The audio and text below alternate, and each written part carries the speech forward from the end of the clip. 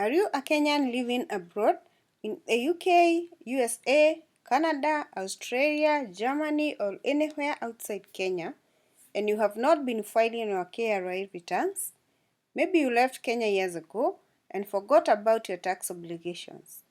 The current Kenya Revenue Authority Tax Amnesty gives you an opportunity to bring your tax affairs up to date and have qualifying penalties and interest removed. So whether you are a Kenyan diaspora professional, a student abroad, working in the Gulf countries, Europe, North America, or elsewhere, your KRA PIN does not disappear just because you left Kenya.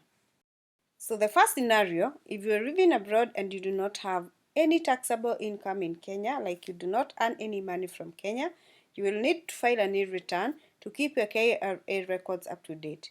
I've done a separate video where I take you through the process of filing a new return step by step, and I will link it in the description below. So to bring your records up to date, you should file all your paid-in years up to December 2025. So once your returns are updated, you will benefit from the tax amnesty on the penalties and interests. However, if you have income from Kenya, such as rental income, business income, or other sources, your situation is different. You will need to declare the income and file the appropriate return. I've covered this in another video that you can follow, and I will also drop the link in the comment section below. So after filing your paid-in returns and bringing your tax records up to date, the next step is to confirm whether your tax amnesty has been applied. This will take some time. You can keep checking before the deadline. The deadline of the tax amnesty is December 2026.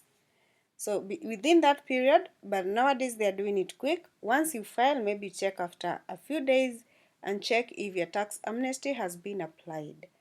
I've done a separate video where I take you through how to check if your penalties and interest have been waived and how to finally apply for a tax compliance certificate. I will leave the link in the description and comment section below also. I hope this video has helped you understand how the Kenya Revenue Authority Tax Amnesty can help you get back on track if you have not been filing your tax returns and you have been away from Kenya. Remember, the earlier you bring your records up to date, the better.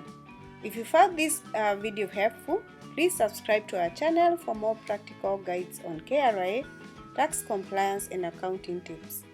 You can also share this video with your Kenyan groups abroad to help someone else who might need this information. If you have any questions, feel free to leave them in the comment section below. Thank you for watching, and I will see you in the next video.